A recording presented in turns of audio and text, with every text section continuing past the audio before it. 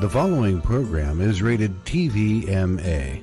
This program may contain strong opinions, explicit language, and possible adult themes. The opinions expressed are not necessarily those of the Smoke Free Radio Network or its affiliates. This program is meant for mature adult audience. Viewer and listener discretion is advised. Hey folks, P. Basardo here, and you're listening to the Smoke Free Radio Network.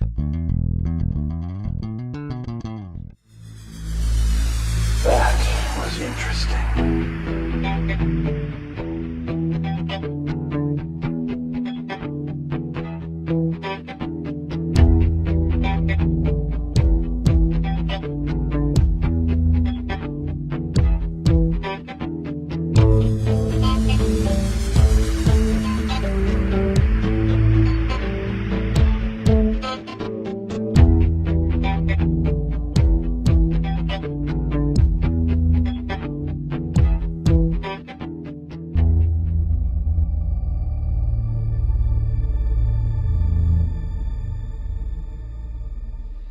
Good evening, everybody. Mike Peterson coming back with another episode of Vaping and the Mic. We have got a lot that has been happening throughout this week in the vaping industry. Everybody has been seeing T21s, flavor bans, all kinds of things. I mean, this stuff is really coming to a head and so seriously sticking to the wall that it's not even funny. This evening, though, in a very different kind of venue, and it's something that has been on my mind now for a while. This evening, I want to take time and talk to another head, if you will, of one of the national groups. And so I got together with this gentleman a while ago, and he finally was able to say, yeah, I'd like to do that. So this evening, if you would, please welcome my guest, Mr. Mark Anton from the SFATA, the Executive Director. How are you doing, Mark? I'm well, Mike. Thanks for having me, and it's really a pleasure to be on your show. So I appreciate looking forward to the dialogue. Hey, we are definitely going to hit some high points. I've been looking forward to this all week. I have been nervous about this all week. I have been all over the board until finally it just kind of just settled in and go, you know what? We're going to sit down and have a conversation. Let's just do it, man. Let's just do it. Mark, if you would, tell me, what is SFATA and what is your role in that? Sure. SFATA stands for, it's the acronym we pronounce it SFATA. It's the Smoke Free Alternative Trades Association, and it's the executive director since last May. And, we represent the industry to basically protect the industry from bad regulation, obviously. But at this level, it's just a tsunami that we're facing out there. But we represent small business owners, manufacturers, distributors. And SFATA was the original trade organization. I think it started back in 2011. And so from there, it's grown, and it's had its ups and downs. Obviously, as everyone in this industry is aware, it's not something new. So, before that, I was sitting on the board, and actually I was asked to come on the board to save SFATA. I kind of laugh at that because I'm like, really? Save it from what? From itself? I don't know if that's possible. But, so a number of people, very influential people, friends of mine, that I've known for a lot of years, talked with me and convinced me to join the board. So I joined the board and I became vice president of the board. And then last year, we made a change from our previous executive director, Pamela Gorman. And the board asked both April and I to take a leadership role in leading SFATA forward. And so I have I have a background in this business. I manufacture hardware and liquids, and I do a lot of engineering and sciencey stuff. My company actually did one of those NIDA contracts to develop a standardized electronic cigarette for research. So I got very involved in the deep inner workings of the FDA and NIDA. But how I originally got involved in advocacy was Bill Godshall out of Pennsylvania convinced me as my company to go speak at an FDA public hearing on NRT products back in 2012. Really? And I went as the only electronic cigarette manufacturer back then. And so I presented on NRT, but I kind of snuck in their vape stuff and the modified tobacco risk, application, and started to talk to them. And I think I shocked them all because they didn't have any questions. And then when I left, Greg Connolly called me and asked me, he goes, "Did you leave? Because they have a whole bunch of questions for him." Like, too bad. Yep, I left. But it was an interesting event. Most of the people there were suits, ties. They were either science people or attorneys for companies. So I definitely felt out of my place. I'm not a person that likes to do a lot of public speaking, but I have to do a lot of it now. So I've gotten used to it, right? So anyway, SFATA has been doing a lot of things since we changed leadership. And, part of that that we brought to the table is it was really fomented by our meeting with the FDA. So before I stepped into the role of executive director, we had a meeting scheduled, I think it was April 27th of last year.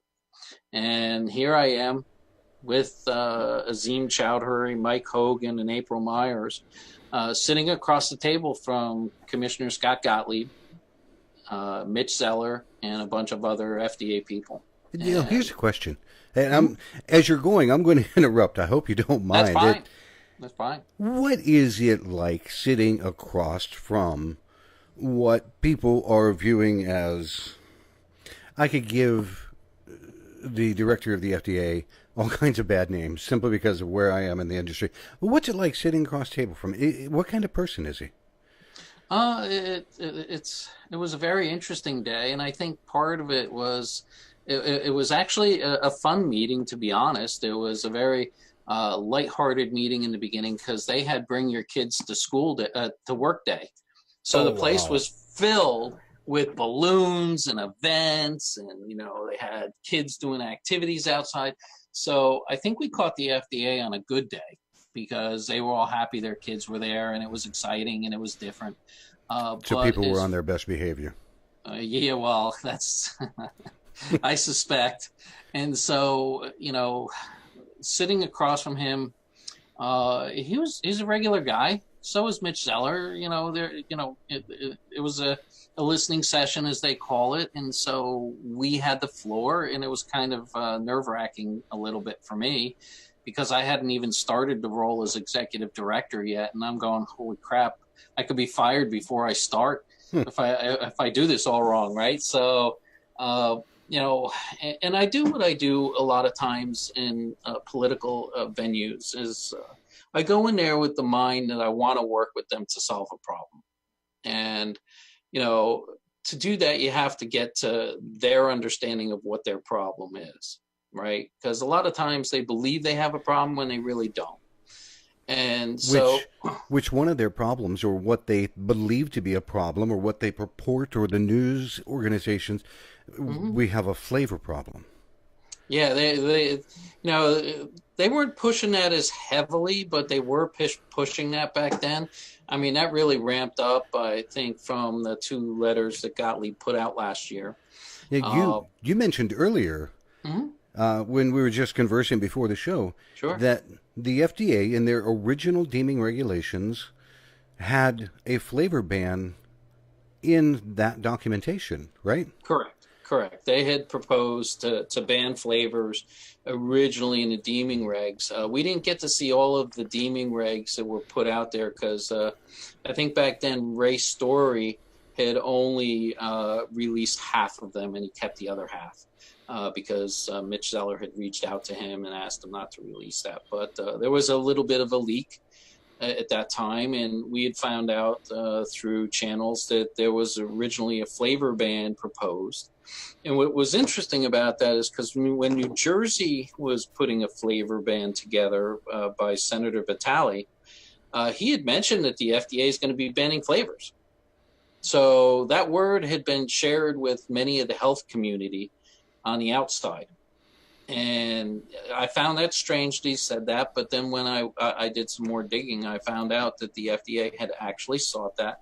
In the Obama administration, in their OMB, they actually knocked that out of the proposal.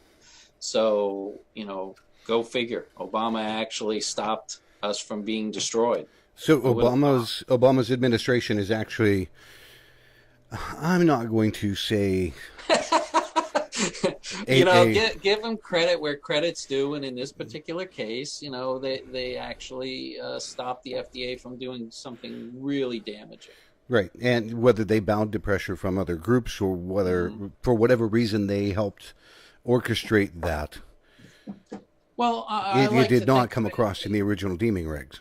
Right. I like to think that it was a lot of the people in the industry that went down there and presented before OIRA and, brought their facts, figures, and numbers. I mean, that's a critical estimate for the government. They have to look at everything financial.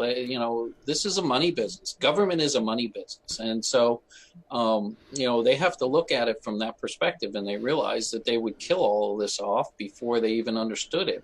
So, whether you want to give them credit or their greed stepped in, who knows? But, right. the FDA has been looking at this, and I'm going to go back a few years because I've been in this business since 2008. And in 2009, I actually had my products confiscated by the FDA. Really? Customs. Absolutely. I was no different than Enjoy or Smoking Everywhere. So, all of that happened back in 2009 and then led to the lawsuit. But they actually back then looked at this product, and they still do in my estimation. That's why I'm very concerned that we're not really looking at this properly. The FDA looked at this product as an unapproved drug delivery device. And then they were sued by SFATA and Smoking Everywhere. They lost in Judge Leon's court in the Circuit Court of DC. And then from there, they appealed it, and they lost in the 3-0 case at the appellate level. And then they took it to a third level where they brought it to the 9-judge court. It's another appeals court above, and they actually looked at it and rejected the appeal before they didn't even bring it in and hear it. So they actually looked at the brief and then they rejected it. So the FDA was willing to go 3 times to bat to say that this product is an unapproved drug delivery device, which would put us under CEDAR. And as you see, just last week, Commissioner Gottlieb in the FDA put out the proposal for allowing this product to go through, I think it was an investigative, new pathway for an NRT. So they still view it as an unapproved drug delivery device. They want it to go through that process. And that's one thing that I've heard from a lot of different people is the FDA is going through a process, one, to try to weed out a lot of people, a lot of companies that are in the industry, because as it stands right now, we are too massive for them to regulate. And 2, they're trying to push us into something that will benefit a certain group. Like here again, you go and you talk to people, you understand the MSA. The states are dependent upon the MSA. That's a giant shoehorn of money that comes into them simply for selling cigarettes and tobacco. So they, They take their MSA money and they throw it into the general budget and whatnot. So if people are stopping smoking and starting vaping, they're not buying cigarettes and they're not doing this. So they want to kill what is decreasing their tax revenue. And then if the FDA can throw us in, so Big Tobacco's happy. They're continuing to make money. States are happy. Big Tobacco's handing them money. And now if they can throw us into a medical device, Big Pharma's going to be happy. Sure. Listen, when I did the testimonial back in 2012, I actually chatted with a number of pharmaceutical executives. And, I said, I don't understand why you're not in this industry. This makes more sense for you to get in than the tobacco companies, right? And they go, we don't want to touch this. They were concerned about the lung inhalation and other things, which I found very interesting. Yeah. So I'm not so sure that this is a pathway for them to enter as it is a way for the FDA to legitimize things and take some pressure off themselves. Because the pharmaceuticals have money, much greater money, vested in treating lung cancer and that sort of stuff, which is big business. So that really is where, they always try to have the white hat on, which, I get. It's a great way to pitch something you never looked at as the bad guy, but bad shit happens, right? So getting back to this, the FDA has been looking to eliminate flavors since back in I guess it was 2014 when all that rolled out. And so to see the FDA continue to use suspect numbers from the NYTS or PATH to which is really anecdotal evidence at its best. It's a survey. I'm not sure how much they actually validate these teams, and what they're actually doing or talking about. So it's no more anecdotal than, the millions of smokers who say they quit using flavor. So, yeah, like the ANPRM. Yeah, but it's another big government do as I say, not as I do, right? So they discount all of the smokers who have used flavors to quit. And then, the kids are saying, oh, I use flavors, so that must be the problem. Rather than looking at, the numbers, if you look at the PATH study, if you look at the NYTS study, we were actually seeing a decline in numbers. And then all of a sudden, 2018, we see the spike. But we've had over 3 million flavors registered with CTP.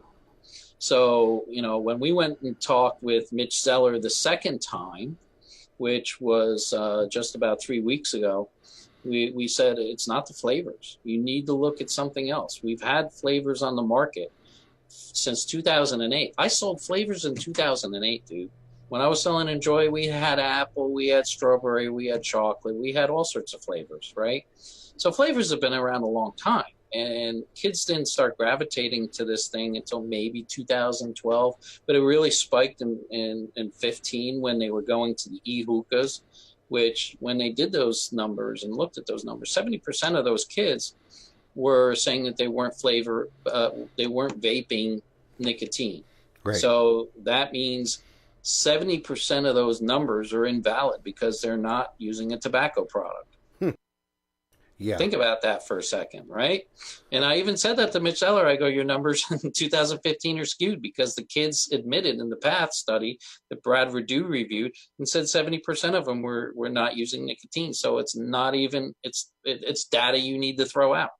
It's irrelevant.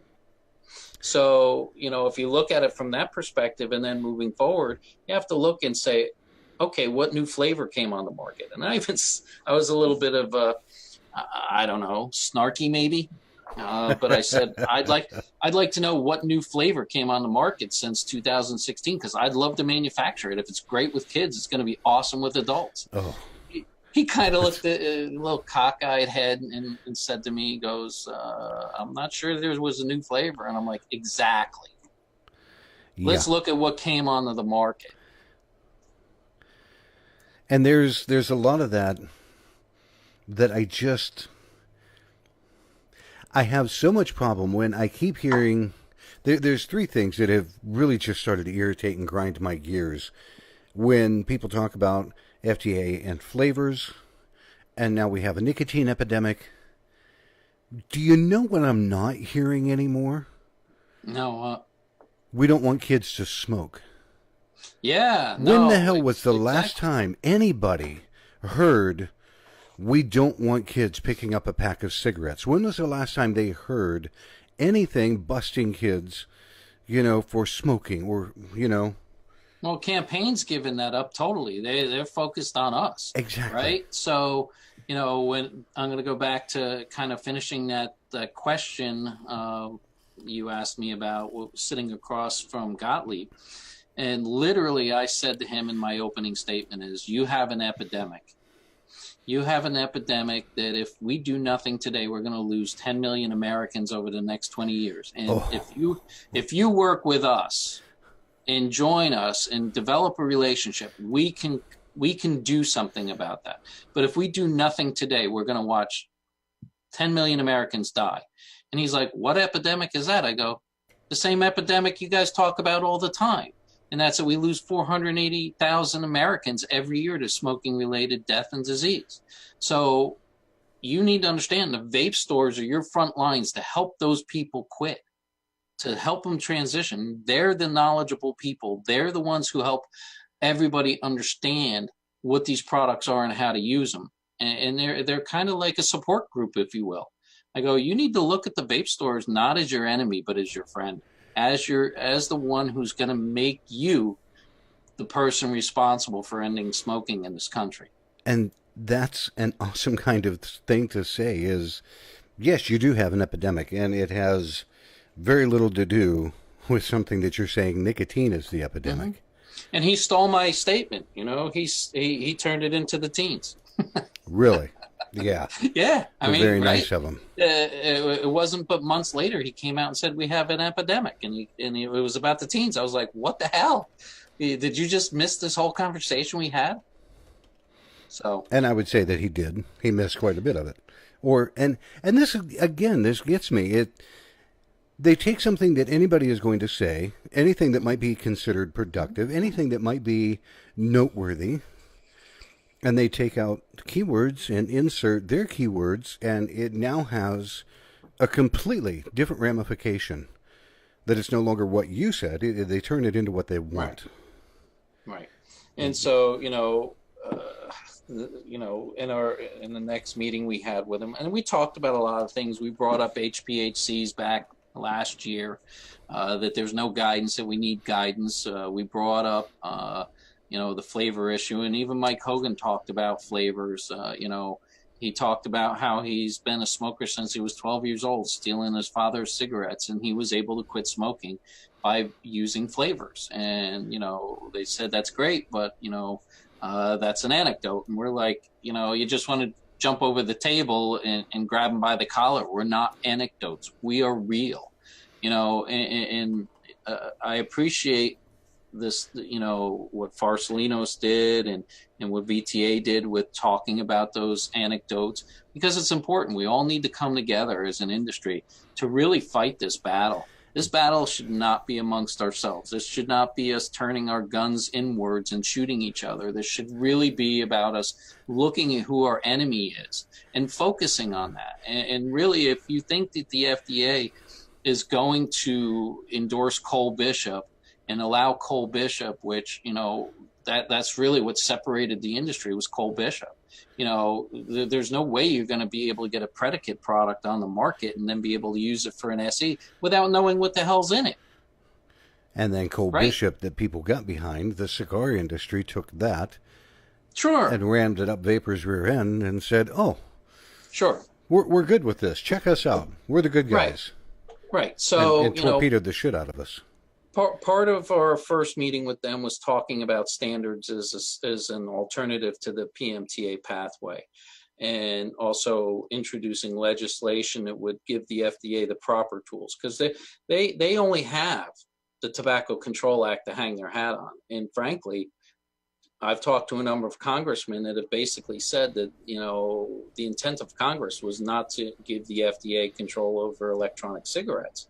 So you have to go back to the intent. why did Congress pass that act? That act was written in 2001 or 2002. It was written by a number of people, and it really was more of a protection act for Altria and other cigarette manufacturers, because they were in on the table writing it, right? So they wanted something. They're very smart people. They don't give up something without getting something in return. Yeah. They gave up allowing the FDA to control them when they had already won in lawsuits. I think it was Brown and Williamson back in 1999, where the FDA could not regulate cigarettes as a drug delivery device, right? So they won that, and the only way that they would give up being regulated by the FDA was if they got something in return. So if you read the Tobacco Control Act, you know that it's an insurmountable action to get a new cigarette on the market. It really is. So in essence, it's a protection program. Reading that thing is like trying to read War and Peace. Right, but you got to do it. Yeah, you got to fight your way through it. You got to do it, especially if you're in this industry. You got to read a lot of stuff that you'd rather, put an arrow through your head than read it. And I've read some current things that have come out that just, I want to pull my hair out after the first 10 pages. And yet, okay, take a break, underline where I'm at. I'll come back to this, but right. It's killing me. And so it's really understanding all of these moving parts, and they're very sophisticated. They understand how to do things, and they were never going to get Cole Bishop. They needed the vapor industry to really push it for them, because it wouldn't have just given predicate to us. It would have opened up predicates to other cigarettes, other cigars. It was just really not the way to go. So. And we see where we are now. It's going nowhere. It's dead for the most part. So we're going back to what we see this product as, and SFATA sees this product as a technology product. It sees it as a harm reduction product. It sees it as somewhere in between smoking and NRT. So it needs to have its own regulatory framework, and it also needs standards. So since I came on board, I worked with the Canadian Vaping Association and AIMSA, and we formed NAVA, which is the North American Vaping Alliance, to help formulate appropriate standards for the industry, right? And I know a lot of people had issues with AIMSA because the Duncan Hunter legislation had their name in it, which is not really what you ever do. You don't put your own name in a legislation. You put standards, right? Industry accepted standards. The question is, will the industry accept standards? So, and that's the reality of it, right? But, looking back at it, because I wasn't really super involved in that, I remember going down and being in the meeting room when I was on the board,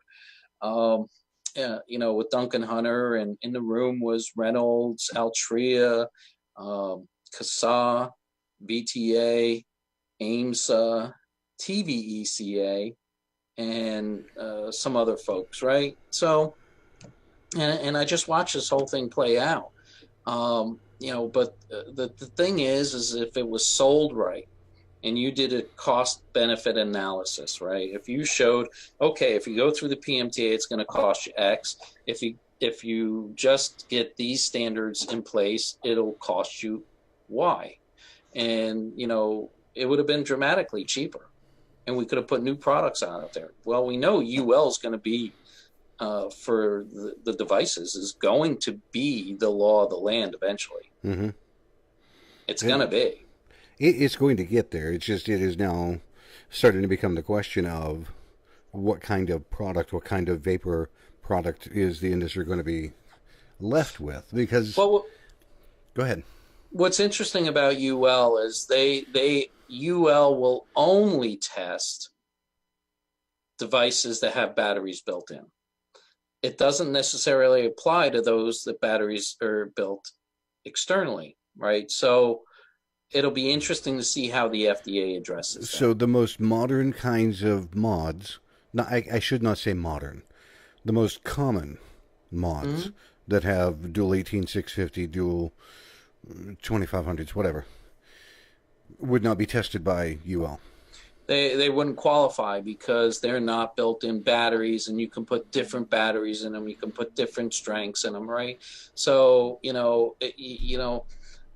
what would really be very interesting if the Chinese started building those and then building encased batteries that you slide in, right? Like your old cell phone, when you had a cell phone replacement battery, that was a lithium-ion battery built in a housing that was designed for that unit.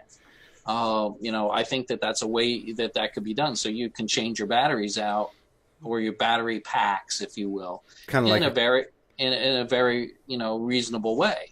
kind of like cordless phones people carry around their house. Yeah. Okay. Yeah. That makes sense. So rather than handling 18650s, and I was contacted by the Battery Association because they wanted to work with us and get people to stop using these things. I'm like, I can't do that.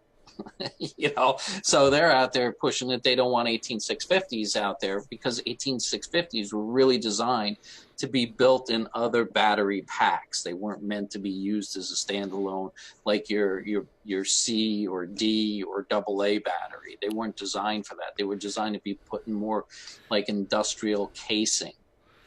Laptop batteries with regulators, right? Yeah. So there's that sort of thing. But getting back to what SFATA is doing is, NAVA is very critical, because if we can bring standards, it allows us to reintroduce legislation at the federal level to try to protect our industry from flavor bans, from a number of other things, but also puts us standards where, the FDA can be assured of the products that we're putting out there to the consumer, right?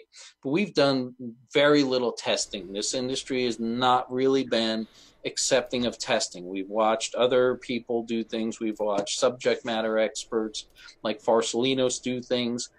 But, now you're seeing Juul put out studies that they do on their devices, right? That's what the government's used to. They're used to the industry showing them that it's a safe and effective product. They're used to that, the industry participants showing that they have responsibility in providing products that are good to use, right? And listen, you have standards even in bottled water. That's what kind of level we go to. So we as an industry have to ask ourselves, what are we willing to accept? What are we willing to do to bring solutions to the FDA so that we will not be regulated out? Now, the question is, does the FDA want this, or do they want a very streamlined 5 companies? Because they even admitted back in their filings that they expected only 25 PMTAs. Really? Yeah. So is that the focus of the FDA, that they want only that many participants? Or is it that that's all they expected because it's just insurmountable for many people? And I've heard that they had absolutely no clue whatsoever of what size the industry was at when they said, we want to open this up and you're going to have to start doing these registrations for things. And the CTP portal went to hell. Yeah, it did. It made you feel like you were working with Windows 3.11 or something, I mean, my God. With an infected computer. Yes. Hi, we have a DOS PC that we've given a GUI interface, and that's it. Come on, guys. Yeah. So, in our last meeting, we basically, I've written to Mitch Zeller a number of times asking him to put together a working group, right? Because and this working group would consist of CTP, personnel, and it would consist of experts from the vapor industry. So, we believe, and the way I see it is, and I go to a lot of these trade shows and I watch how we talk amongst ourselves, speak in our own bubble, right? But they do the same thing. Like after we got done challenging them and saying that it's not about flavors, it's about nicotine strength. And the potential to dosing in this that's attracting the kids. And we were told we were the first trade association that's ever said that to them. And we were concerned that we might have, been a little bit confrontational with Mitch, but it was intentional on our part. And after the fact, our contact at the FDA said, no, he needs to hear that because he's only hearing the number crunchers and the people who keep saying it's the flavors. He needed to hear another narrative. And so, we actually opened up the dialogue at that point, but it shows that there's two things. We have our bubble, they have their bubble. We need to start merging these bubbles to break this impasse that we have so we can come to a solution so the vape stores can thrive, so we can help convert more smokers, so that we can keep these products on the market. Now, where that's going to all play out, I'm not a genie in a bottle. I don't know. But, we're hoping that they'll accept our invitation to do this. And it really needs to be the industry coming together to do this. And, there are so many smart people out there in this industry. I watch them go to their Capitol buildings. They're invigorated. They're committed. But we're not reaching enough of the industry. They always say 10% of the a group does the work. But I don't even think we've reached those other stores. I mean, there's so many stores out there that don't even know you can't mix your own stuff in a store without being registered as a tobacco manufacturer. There are people that don't know that they're being regulated out of business. So, it's not just, it's all of us. We haven't reached our industry in a collective way to get them to understand we all need to do this together if we're going to keep our businesses moving forward. And frankly, if we do this right, I look at it as a huge opportunity because it opens up 36 to 38 million smokers to us. Yeah. Could you imagine if we start introducing a couple million new smokers into our industry? I mean, vape stores wouldn't be complaining that, they're not seeing the numbers that they used to see. We could reinvigorate this industry like we've never done before. And frankly, that's what I'm trying to do where I'm at because it's important for this industry to grow and help more smokers quit. And that's the whole point. I know hands down, every store. See, I get caught in this trap where I say every, and I never should do that. I come to extremes. Many of the stores that are out there, many of the vapor stores, truly believe that what this is all about is to convert a person from smoking to vaping to help improve the quality of their life. Absolutely. And many of the e-liquid manufacturers, hardware manufacturers, everybody, we all believe the same thing. Sure. This is what we are about. It's just division at points have taken us down different paths, which is going to happen in any industry. Yeah, every industry. Any industry. You talk about the automotive industry, somebody's going to say Ford, somebody's going to say Chevy, somebody's going to say Ferrari. Okay, whatever, But the point is, they all generic. See, here I go again. Most of them have four wheels, and you put gas in them, and they go down the highway. That's it. Sure. We're going to take a break for our sponsors for a minute. When we come back, I want to talk to you about things that have just happened in Kentucky. And I also want to talk about Juul. Positives and negatives.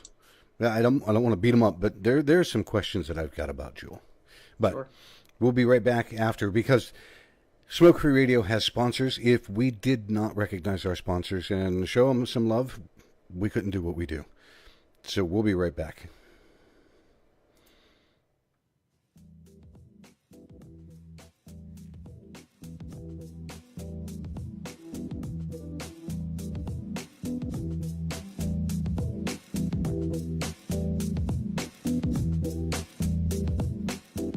Hey now, this is Dimitri with Smoke Free Radio reminding you to please show some love to our wonderful sponsors. Without them, there would be no Smoke Free Radio, and they are as follows.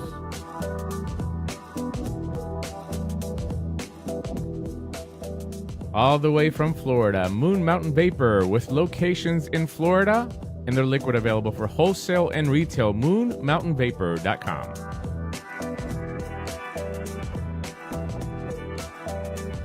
Some of the best custards and tobaccos on the market from the Brickwills Vaping Company.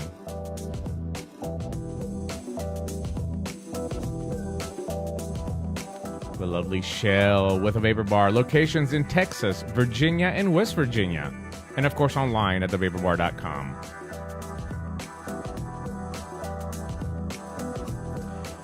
And who says you can't have award-winning e-liquid without cartoon characters? That's exactly what you're going to get at theplumeroom.com.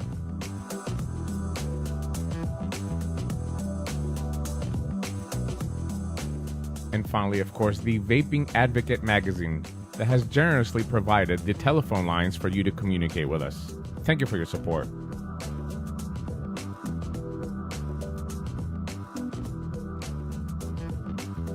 And finally, for you, the listener, don't forget to check out the coupons and codes page on Smoke Free Radio. Pick up some e-liquid and save some money. From all of us here at Smoke Free Radio, thank you for your continued support.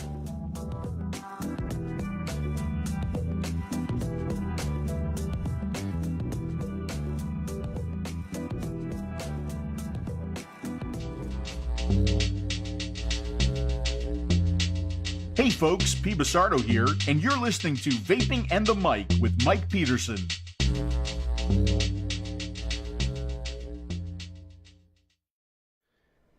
Coming back after our sponsor break, I'm joined this evening by Mr. Mark Anton, who is the Executive Director for SFATA.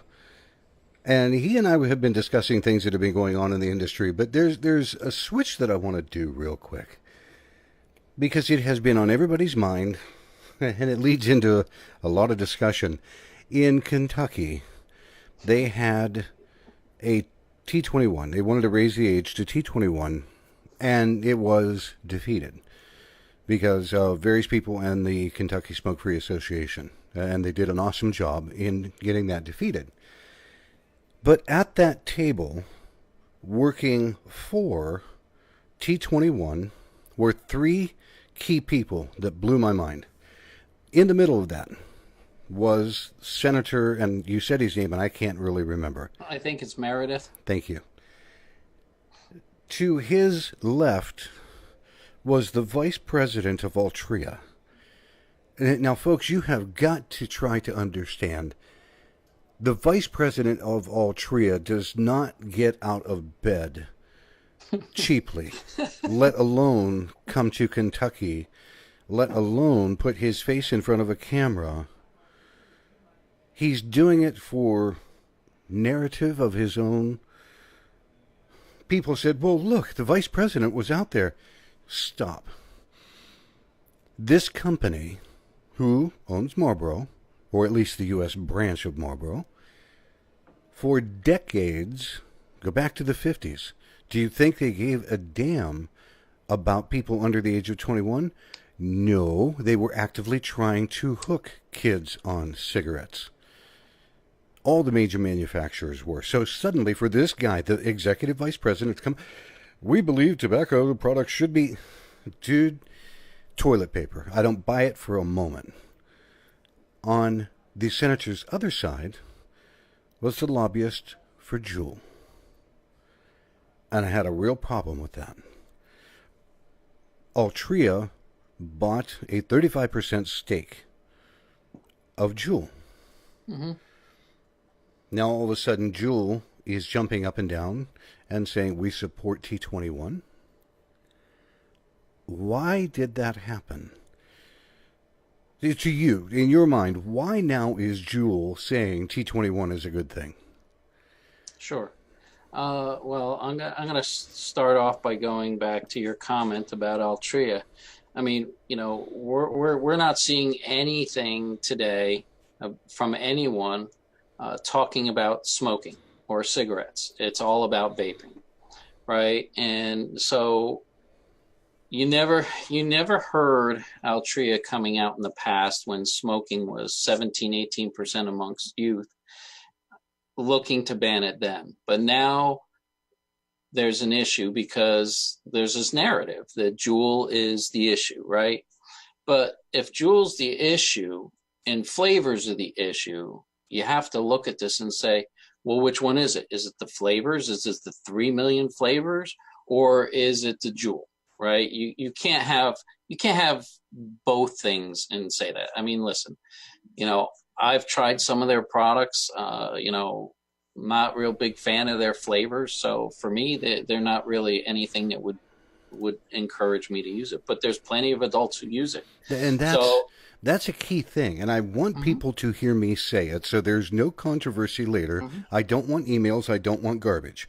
If you want to send me garbage and emails, have a ball. I'll read them. I am not a fan of Juul. I don't personally like their product, but it is a tobacco harm reduction item. Are people hooked on it because of a high nicotine solution? I personally believe that they are. I personally see that as a problem. But it does not mean that I would not. If somebody were smoking and all I could hand them was a Juul, guess what I'm going to do? You're going to give them a Juul. Damn right I'm going to. Yeah. Simply because I would rather you have this, which is higher nicotine, and you might create a dependency on it. There's this entire different argumentation about saying nicotine is an addictive quality, and I find that to be manure, to be polite. It's a dependency, sure. So is your caffeine in your coffee. So is the caffeine in my Pepsi Max, all right? Sure. But I would rather them have a Juul than a cigarette. Sure, I get it. Is it more convenient for people because it is this wonderful piece of technology? Absolutely. You slide it in your pocket. It's not this massive piece of thing that you plug it in. When you're done with the pod, you take it out, you put a new one. I mean, the people that made Juul, fantastic product. However, now we're seeing them on the other side fighting against the vapor industry, which the vapor industry in and of itself is saying, don't raise the age to 21. You can join the military, and these are things that everybody is talking. You can join the military at 18. You can go in debt buying a house at 18. You can go into debt for life for student loans at 18. You can sell a kidney if you really wanted to at 18. But you can't smoke. Okay, but you can't have a better life-saving product either. I apologize. I went on a rant. Not a problem. Not a problem. You know, getting back to your question, though, I believe part of this is really a PR push for them to curry favor with the FDA.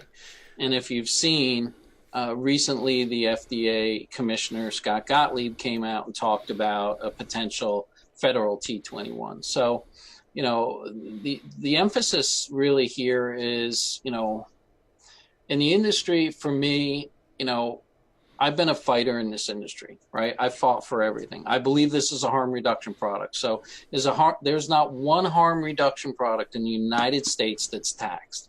And because the FDA's deemed us as a tobacco product, we're supposed to assume that we're a tobacco product. So we're supposed to accept taxes. No. Every state that works on NRT, of course, it's approved by the FDA. So those states, some states in particular, like New York, actually will either subsidize or give NRT products away to help people quit smoking, right? So, but now we're watching specifically in New York, not only T21, but flavor bans and everything else on exactly the thing that they spend millions of dollars. And I'm a Met fan, as you can see. I see these commercials every single game from the New York Smokers Quit Association or line. And they're giving away NRT. But yet here they're attacking the vapor industry in New York and across the country for T21 because we're doing more damage to the children, right? But yet in Kentucky, to go back to your point, not only did that issue get turned down, but now it turned into Vapor 21. And I would like to know where we lost this narrative, where we lost this argument, and how we got to this point. How did we as an industry, and I'm included in this, how did we get to the point where we allowed these people to say smoking is better for a teenager than vaping? It's maddening. It's absolutely maddening. Now, and we should be mad at ourselves, right? I'm not just blaming Juul here. I'm not just blaming the Views or the Mark 10. I'm blaming all of us because this is something that this industry has lacked for a long time, is to get behind it and fight for it and donate it. And I don't care what organization you get behind, but get behind something. Do something. Because this is about winning a war. This is a massive war against us. And it's really it's twofold. One, they don't want to have to deal with so many companies to regulate. Number one, they're lazy. They don't want to have to staff up all those people. They'd rather spend it on marketing and advertising, making themselves look good. But the other aspect is that, when Juul and Altria both collectively say they're not going to sell flavors anymore, and, just rolling over for the FDA, these are the guys who should be taking the FDA on. They've got the muscle to do it. So the question is why? Why are they doing this? What kind of cover are they trying to do? I mean, after seeing this missive come out from Altria that we should be banning flavors, that's insane. That gets rid of all of us. But maybe that's their intent. Maybe they'd like to see no competition. The reality is we have to fight for this industry. We can't rely on them to cover our ass. Nope. We have to rely on ourselves. You mentioned V21. What is V21? I know what it is, but there are going to be people either in the chat room or they might be listening on a podcast that don't know. What is V21, like Victor 21? Yeah, sure. 2 states, it's been introduced now in Kentucky and Iowa, have looked at raising the age to buy vapor products to 21, but not including cigarettes in that. So cigarettes would still be available to an 18-year-old. So they, and that's why I'm so upset, is because we're now looking at cigarettes as being less harmful to a teenager than vaping. And we all, everybody, anybody that's watching, anybody that's listening, if you don't know by now that a cigarette is, by definition, if you use as directed, it will kill 50% of the people that use it. Vapor products do not kill people. Yeah. Now, this brings me to an interesting point, and I discussed this with my wife, because I talk with my wife, Shelley, all the time about damn near everything. V21, as it has been proposed in Kentucky and in Iowa, separates tobacco and vapor. Yep. How then would the FDA continue to say we are a tobacco product when states have now separated us from them? The FDA will basically say the states can do what they want. They have rule of law. But, but I want to get back to this, the real pressing issue. Listen, politicians do dumb things all the time. Agreed. Right? So, we have to go back to what it is, what information they have that they're going from, that they're concerned about, right? So their concern is about the youth using vapor products. So they obviously believe that the vapor products are more harmful than the smoking products. So that tells me, as an industry, we have not done the job of, promoting the harm reduction capacity of this product in comparison to smoking. And, that's going back to SFATA and some of our initiatives. That's what leads us into Save the Vape. Save the Vape was designed specifically to raise funds to do a PR campaign. But this PR campaign is to educate those not in this industry. We all know.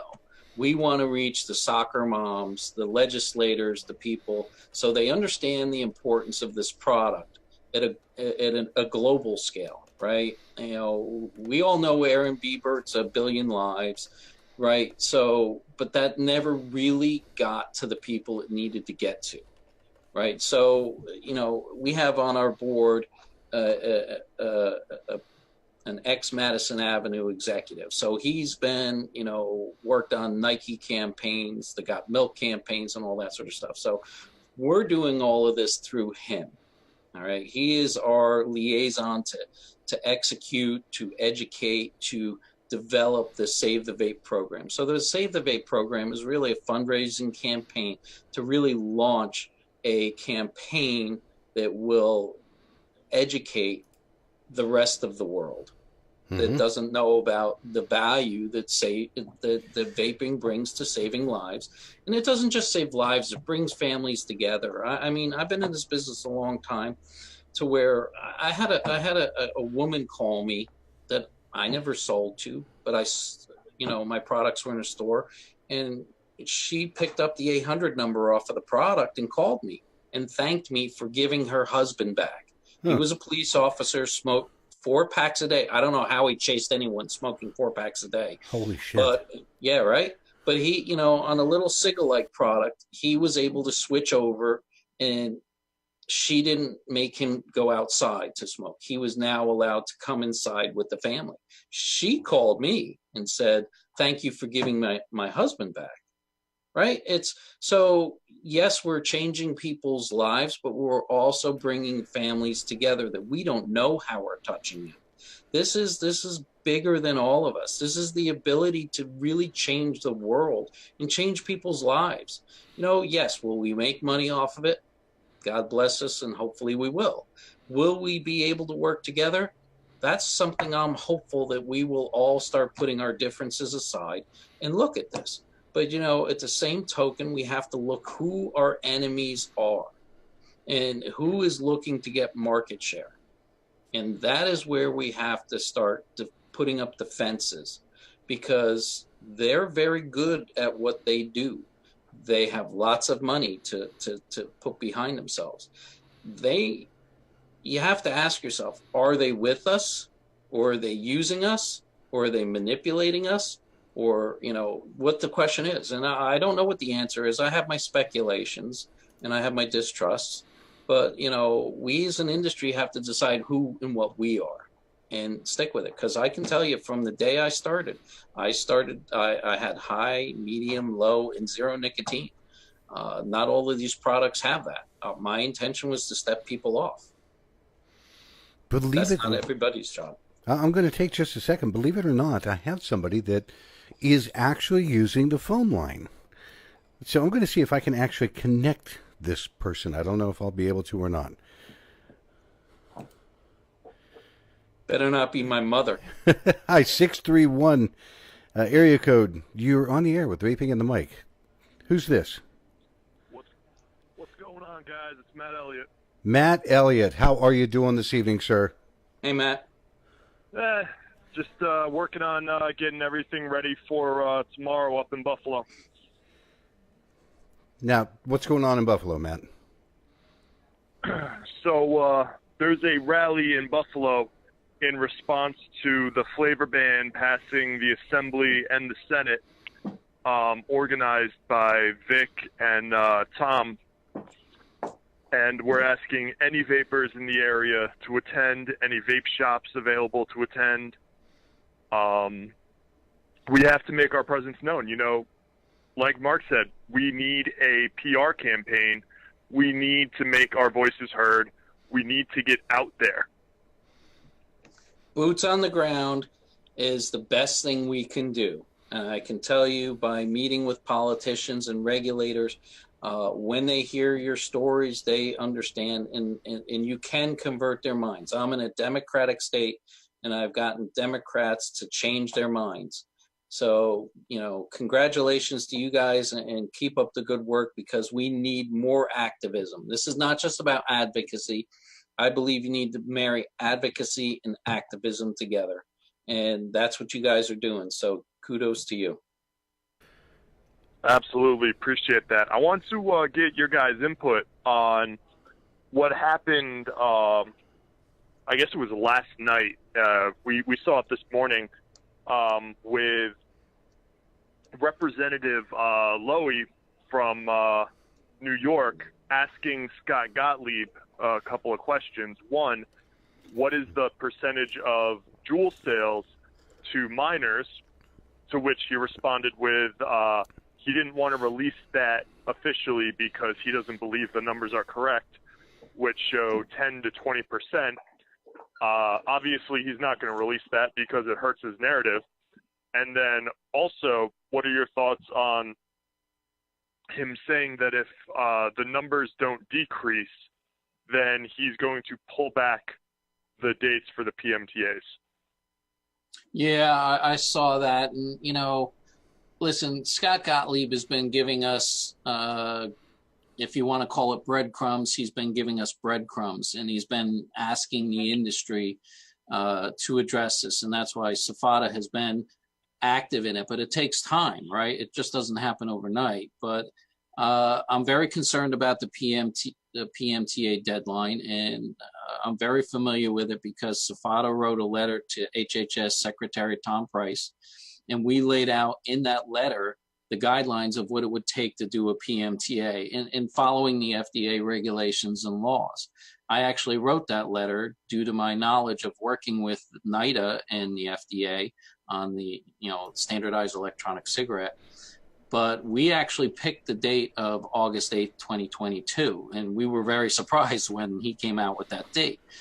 But he does have the regulatory authority to pull that back. Now, we can sue on that, obviously, because, we've all been prepping for this in one way or another. But he also has not given final guidance. So, you have to look at the goodwill of regulations. We haven't gotten final guidance on HPHCs. We went in on that last month, and they said, you'll see some stuff coming out on that. But, you're really not getting enough time. We don't have enough lab space. So you have to understand that, the FDA isn't necessarily working in good faith.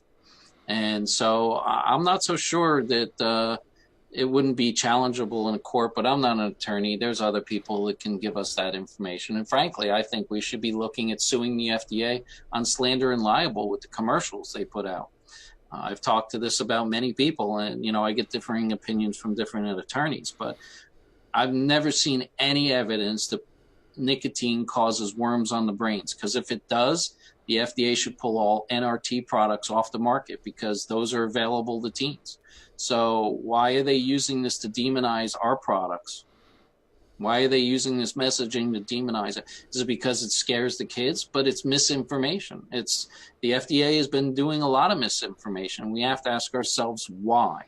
So, you bring up a very good point. And the PMTA, he's been hanging that over our head. He's been talking about that. And even Altria mentioned it in their letter from, I think it was the president, because there are extreme consequences. But I'm going to go to this in a little bit more depth, because the FDA has done zero to prevent youth access. Their penalties for sales to minors is woefully inadequate, where, you get a warning letter the first time. The second time you get a letter in 12 months, it's a $258 fine. That's the cost of doing business if you're selling a ton of product, whatever that product may be, right? And, I even told Zeller, I go, my son's home, he's grounded because I caught him buying a 60 milliliter bottle of Nick's salts. 60 milligrams. And, he was buying it for his parties. Well, he got grounded. So, the teens are buying these products. We know that they're, some of them are just doing it to party and whatnot.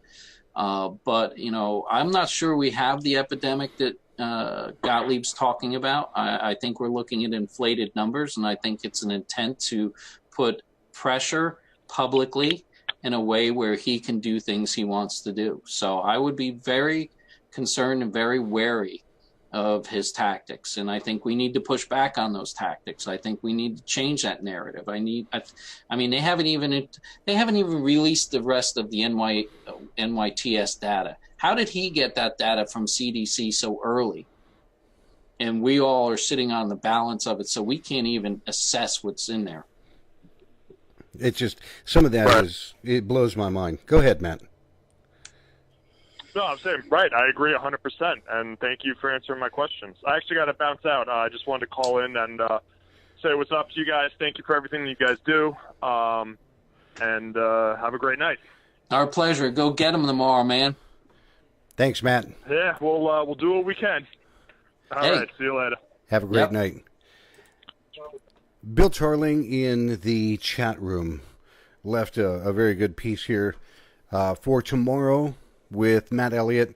He said that parking at Buffalo City County Building in Buffalo, New York, on the corner of West Eagle Street and Elmwood. He also said the Channel 7 WKBW News Center is more than likely going to be there. They said meet at the parking lot or the parking garage at 1:30, and they're going to start marching and moving at 2 p.m. He also reminded people, leave your big cloud devices at home. Don't give the news organizations something to use and go, look what they're doing. Take your MTL devices. Take things that are publicly nice looking, if you would, please. We do not want to hand these people. Or your V Stealth device. Yeah. Have you ever seen that? take your stealth devices. Be polite. Be cognizant of what you are presenting, because it has the chance to go national, and we want to try to put as professional looking face on this as we possibly can. But please, whoever is in the area, take the time, turn out. Matt, I'm glad you called in. That's kind of awesome. It is. And, listen, we need to do more of that. Frankly, I'm pushing my board to let me do a rally in D.C. Because I think a rally would be super huge. I think we need to start demanding our rights. We can't sit here. Listen, we don't have the money and the firepower, even with all the groups combined. We really don't have the money and firepower to compare with tobacco. But what we do have is we have people. We have dedicated, passionate people that if we actually do these things together, we can make our voices heard. We can be the difference that saves generations from smoking. We can be that generation that changes things. And frankly, we're being roadblocked. I've never been in an industry. I've been in it, like I said, from 2008. I have been under fire since day one. I have never been able to really, like my kids' sports programs always come up to me and ask me if I'll advertise. And I want to, but I can't. I don't want, because we're looked at in such a way that it would be awkward, really. And like April Myers said on Regulator Watch, we're really being shamed when we're doing an amazing thing for people. This is a harm reduction product, and we shouldn't accept taxes. We shouldn't accept being shamed. We shouldn't be told we're harming kids when we're really getting kids off of smoking, if they were smoking, which most of the numbers indicate we are. But, we don't want it in anybody that's an underage person. We are for adults, and adults is really, if it's 18 in your state, it's 18. If it's 21 in your state, like in New Jersey, that's where it is. But I can tell you the kids are getting it from parents, friends, family. The numbers show it. It's the past study shows that it's over 74%. So how are we responsible for that? Why are they going to put us out of business when we're not even the bad actors? That's the part that gets me, because I see it a lot of different places. I had a very long conversation with the former police chief about things. It is ironic in and of itself. There are laws in place to deal with underage sales. Why are they not enforcing them? Instead of saying, if you guys in the vapor industry don't get your shit together, I'm sorry, folks, we have our collective stuff together. Why are you not enforcing the laws that are already in place? Mm-hmm. And they're not. They would rather go at it a very different way. Now, I need to back up, because there was a couple points. You mentioned minors. And I laugh simply because you and I kind of touched on it for a minute. And we said, look, guys, there's the point in Kentucky where they turn around and they brought minors in to testify in this latest push to grab more T21 capability. They brought, like, and I saw the picture that was in the news. There was like 4 or 5 kids that were sitting at the table testifying. Why are their voices all of a sudden big news and accepted when all the adults that replied to the FDA in an ARN PRM, they were considered anecdotes? What the hell are they doing that it's okay for this minor to do something and it's not okay to listen to the adult? And that goes right in with your how did we get to V21? Yeah, you know, and we're being manipulated by propaganda and manipulation of data and numbers. And like I said, when I started in this industry, I literally thought the CDC and FDA was gonna be my friend. Wow, was I freaking mistaken. It's horrible. I thought that they would be right behind us. We found this new great product, granted it was the early generations, but damn, I've just never seen a consistent attack. But then you start looking at the numbers and you look at the conflicts of interest. And I'm going to go back to not Gottlieb, not Kathleen Sebelius, but there was an FDA director back in 2009, and it turns out she was sued by a bunch of people for holding back information on J&J. And when I read that lawsuit, the point was that her husband, she never disclosed in her congressional hearings that her husband had a different name. So there was never any association that he had conflicting interests. And so his company did investments. They were, I guess, like one of those portfolio companies or whatever it was. But he owned stock in J&J. And he owned like $60 million of stock in Lorillard.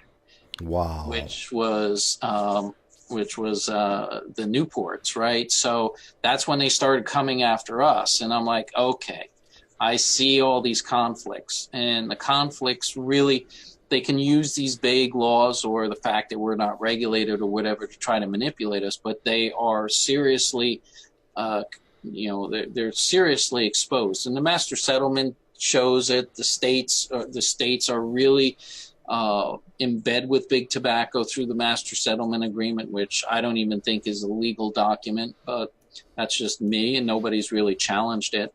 And so, you have the master settlement agreement, which puts all this money into the states. In New Jersey, we just refinanced in 2016 because it was going to default. I mean, we're looking at 67 to 77% of these bonds that they sold on the expectation of these dollars that they were going to get going into default. Let me ask you, when you, and I've heard this before, and I am nowhere near an economist, nothing.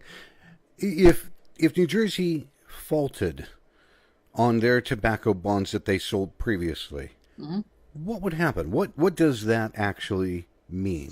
Basically, the investors who bought those bonds would lose their investment on that. So, they've been getting, their residual payments, whatever that may be, but we would just stop paying it because it wasn't backed by the full faith of the government of New Jersey, which is basically the taxpayers, right?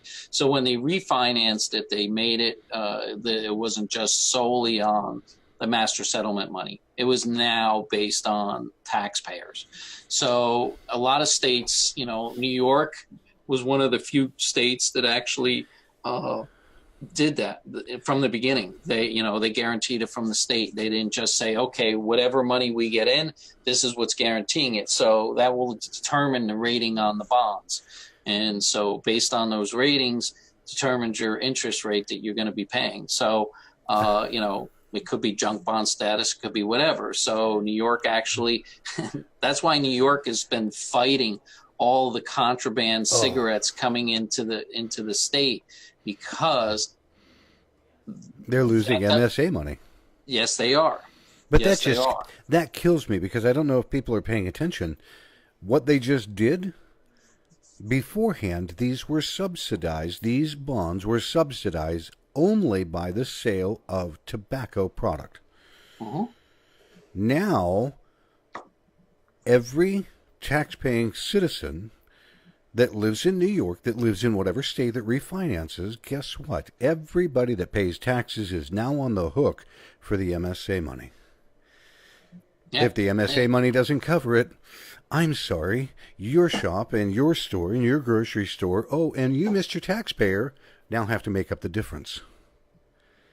Right. Wow. Because they were expecting sales to come, and what they also did is if you weren't part of the original tobacco companies that were in that MSA, if you were another cigarette manufacturer, you would be given a price that would raise your cigarettes up to the equivalent price of the other guys, so you wouldn't have an advantage, right? So it's a market protection, and that money that they collected actually did not go to master settlement money. It went into a separate account, if you will, where it's held, because those companies weren't protected against litigation if you got sick. Unreal.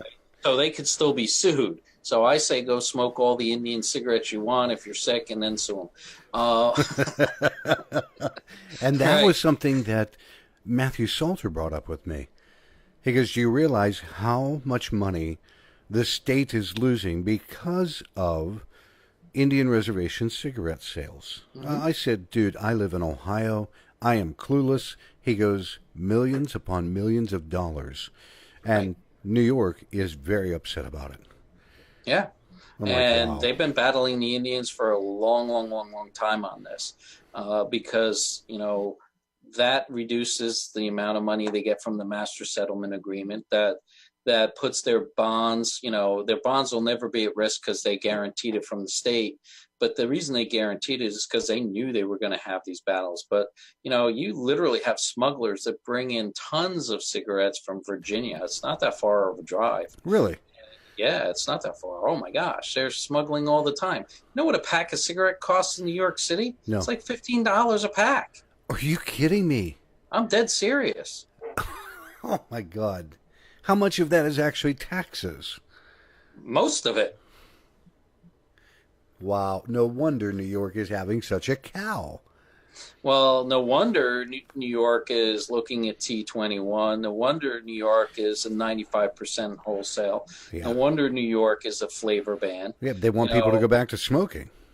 You know what, though? What they're going to do, and this is what I said to Mitch Zeller, I go, by the very fact of your waging a war on flavors has unintended consequences. And I'm going to bring up San Francisco as an example to him. And I said, because of your narrative, they in San Francisco, they banned flavors in tobacco products. So what they did was they allowed nicotine to be sold in nic shots. You could sell flavored e-juice with no nicotine, so it's no longer a tobacco product. So now people are adding high concentration nicotine, and now you're creating an adulterated product, according to the FDA. And, and then on the next fact is these people are handling high concentrations of nicotine without understanding the consequences of them. How caustic it is, how dangerous it is. Right. And I even said to, because some of these things have 200 milligrams per milliliter. I won't touch it without proper equipment, right? So, and here's the thing, the bottles aren't like the UK where they do short fills. So you're having bottles that you're having to navigate how much nicotine. So you're never going to have consistency of product. And I said, we have manufacturers that have gone to GMP. We have batch reproducibility. We have lot traceability. And now you've thrown that all out the window for this narrative. You've put the consumers at risk. For what? For what? Yep, money. For people that are listening or looking in on the chat room, just so you understand, when he's mentioning 200 milligrams of nicotine per milliliter, when people are using even 100 milligram per milliliter, that's almost an industry standard to mix with. They wear nitrile gloves, because if you get that on your skin, if you don't wash your hands within a couple of minutes, you run a risk of nicotine poisoning. This and 200 milligrams, you get that on your skin. If you're not washing your hands within a minute, you have a problem. A big problem. And you're going to get hot spots if because it's not being properly blended. There's Exactly. If there's it's a not lot a of things short that fill, go into this. It's not just yeah, we're not going to hit that one. and hope it. There's one more thing and I'm only backtracking because my brain is skipping around. Sure. In Kentucky, when they had these kids on the panel, and this guy wanted to raise the tobacco, he wanted to raise the age to 21 years old for vapor products only. Meanwhile, you can still buy a pack of cigarettes at 18, which is a load of garbage. They also added one other thing in this bill that they want to do. And folks, I want you to pay attention. They wanted to create a hotline, phone line, so that kids, if they saw other kids vaping, they could call and report it. Wow. Let that sink huh? in, people. Let this sink into your brain. Let's go back to early 1940s and a place called Germany, and a gentleman by the name of Adolf Hitler that was trying to tell the kids, if you see somebody doing this, call us. We want to help you. Right. I wasn't going to go there. I'm glad you did it. If people can't see that this is the same thing Nazi Germany did, then they either haven't read and done their homework and they don't know history, or they got rocks in their head. There's no two ways about it. And if people are going to vote for this crap, they've got rocks in their head. Because it is nothing more than Nazi Germany all over again. Yeah, no, it's really shameful when we're starting to turn kids on kids. It is. And the reality is that they just don't understand what they're doing. And, or maybe they do, and maybe they're nefarious. You can decide for yourself. But, I'm going to go back. I'm going to go back to us. We have failed miserably on the narrative. We are about a $6.5 billion industry, with Juul and the C stores taking up about 50% of it. So on our side, when you look at it, we are woefully underfunding all of our organizations because, the way I look at it, I've been doing all this fiscal analysis for the SBA. And, you normally, in a business, you would normally put 10% of your retail sales for a marketing campaign, right? To promote your business. And, we don't really do that too much in this industry. It's been more word of mouth and, guys like Grim Green and those guys who do the reviewing to create hype and a buzz about a product so people got to have it. So our industry has been predominantly word of mouth. Well, where is the rest of that funds going? If we took 10% of our $3.3 billion in the industry, that'd be $330 million. Right, that would be a war chest that we could go to town, whether it's SFATA or VTA. It doesn't matter. Put in the right hands, that can do tremendous stuff. Both at the local level, the federal level, and more importantly, in a PR campaign. Those cost money. But even if you went 1%, that's still $33 million. There's no way this industry per year is ever funded any advocacy, any organizations at that level. So, you look at it and you say, we pay product liability insurance, we pay insurances on our business, and that's meant to protect us in the case of a exploding battery. I mean, nobody's ever been sued over liquid, ever, right? So, except for maybe Juul, because they keep getting sued because they made me addicted. Whatever the case is. But, in our industry, really, we have not done ourselves a service. And I get it, we're all kind of libertarian. We don't think the government should be interfering with this. We think we should be able to do this stuff at will.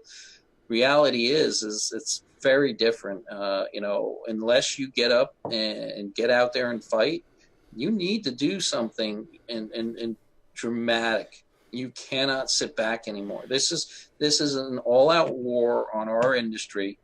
This is an all-out war on our livelihoods. And whether you want to believe that it's a manipulation to take market share, whether you believe that the pharmaceutical industries are doing this, I'm sure there's a little truth in all of that, right? But you can't sit back and not fight. No. The fight is at your front door.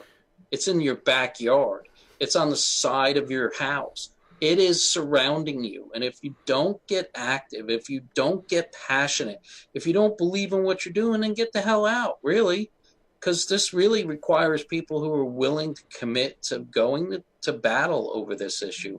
And if you believe in what you do, because I know this industry was really created by people who quit smoking and their friends came and they built their business that way. I remember, when I was selling online my cigar likes, I got 9 referrals from a smoker. Smokers are great at referring something that they love. Yep. Great. Problem is they've been beaten down so much that they don't believe they have value. Our lives are as valuable as anybody else's. And if you love your family, if you love your life, and you want to have the right to do this, you got to decide who you're going to side with and what you're going to do to save it. Yep. The time is now to get off of your rear end and do something. For the shops, and I would say for the shops that appear to have apathy, your days of apathy have to come to an end or your store is going to close. Hands down, if you don't try to help do something, if you're not trying to help, you're part of the problem. Yeah. And, it's, I can't say it anymore. I love this industry. I think it's one of the most unique, and we have a position in this world to change the world. I mean, I've never seen it any more clear than that. And I've heard this narrative before, so I'm not looking to sell my business to big tobacco. But, I heard Craig Weiss, when he was with Enjoy, say, listen, we're here to eradicate cigarettes. And I heard that from Juul. We all know where that all went, right? This is about your life, your family's life, your friends who smoke. We know, every one of us knows people who've died from lung cancer or some sort of smoking-related disease. This is what touches your lives. I mean, when HIV was really prominent, I mean, there was not a person that wasn't touched by it, right? And they got very vocal. They got very active. This is no different. And I'm one of those that lost a family member to HIV. So I know this industry really needs to decide what it stands for. If it's just about chucking clouds, which, don't get me wrong, I enjoy throwing a cloud myself. Or if it's, just about the best flavor or the coolest mod or whatever, those things are great. And you'll probably still be able to do as a hobby, right? But it's not going to be a business. Nope. And people will not be able to have a selection or a choice to turn from smoking to a safer alternative. You're going to have Marlboro or Juul. Those are going to be your choices. Isn't that a wonderful thought? Well, Mark, I tell you what, I'm going to go ahead and wrap up because we're way over time. But I seriously, I am very appreciative you've taken the time to jump in here and talk. Because like I said, I wanted to have a conversation for a while. And finally I just said, you know what, we're going to have to sit down and have a conversation about some things. For people, tell people where can they reach you? Where can they go to look for SFATA? Sure. SFATA, it's online, SFATA.org. You can go on there and get information. You can email me at mark@SFATA.org. I do read every one of my emails. I will, if you put your phone number in there and want me to call you back, I will. I talk to everybody. This is about getting this industry active. I'm very accessible. I believe in this industry, so I will make myself accessible. I go to the trade shows. I do advocacy work. We'll be at NVE. So, it'll be a good time. So if you're at NVE, look me up at the SFATA booth, and I'll be happy to chat with you. Fantastic. Again, everybody, this is Mark Anton, the Executive Director of SFATA. Get in touch with him if you have questions. And like he said, he'll get back to you. He did with me, just out of the blue. So what he's telling you is true. He'll talk with you for a while. Mark, I appreciate you being on the show this evening. Means an awful lot Yo, to me. Mike, I appreciate it, brother. It was a good time, and it wasn't as scary as you made it out to be.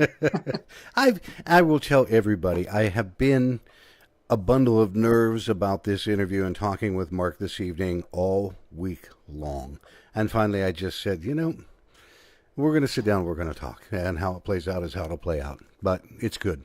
And I know this is about bringing the industry together. I mean, really, that's how it started. That's how it should be. I mean, we're all in it for the same reason. So, let's fight together. And that's the entire point of it. This little lady. All right, my friend. Yep. Thank you very much. Thank you. I hope you have a great evening. For everybody else, you too. I'm going to. For everybody else, I will catch up with you again next week on another edition of Vaping in the Mic. Until then, have a great weekend. Good night.